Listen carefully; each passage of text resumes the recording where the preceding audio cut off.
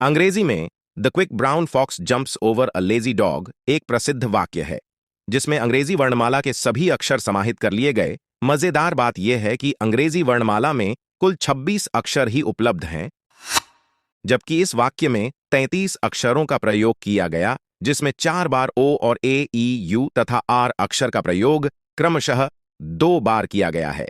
इसके अलावा इस वाक्य में अक्षरों का क्रम भी सही नहीं है। जहां वाक्य टी से शुरू होता है वहीं जी से खत्म हो रहा है। अब जरा संस्कृत के इस श्लोक को पढ़िए। क खगी घान चिच्छौजा झंझियो स्टोठीढन तथो दधीन पफरबा भीर मयो सरिल वा शिशांसह। अर्थात पक्षियों का प्रेम, शुद्ध बुद्धि का, दूसरे का बल हरण करने में पारंगत, शत्रु संहारकों में अग्रणी, मन से निश्चल तथा निडर और महासागर का सर्जन करनार कौन? राजा मैं, जिसको शत्रुओं के भी आशीर्वाद मिले हैं। श्लोक को ध्यान से पढ़ने पर आप पाते हैं कि संस्कृत वर्णमाला के सभी 33 व्यंजन इस श्लोक में दिखाई दे रहे हैं, वो भी क्रमानुसार।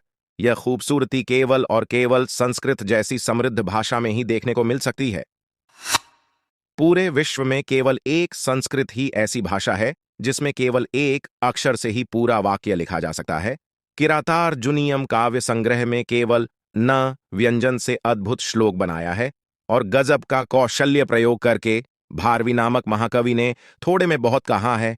ननो ननुन्नो नुन्नो नो नाना नाना नना ननु नुन्नो नुन्नो ननु नेनो नानेना नुन्न नुन्ननुत।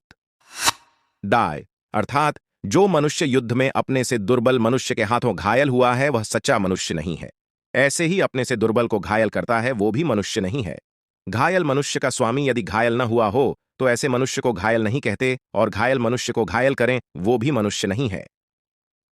वंदे संस्कृतम। एक और उदाहरण है। दाद दो दुद दुद्दादी दादा दो दुद्दी दो दुद्दादम दद्दे दुद्दे ददा दद्दो दधा। अर्थात दान देने वाले, खल्लों को उपताप देने वाले, शुद्धि देने वाले, दुष्टमर्दक भुजाओं वाले, दानी तथा अदानी दोनों को दान देने वाले, राक्षसों का खंडन करने वाले ने शत्रु के विरुद्ध शस्त्र को उठाया।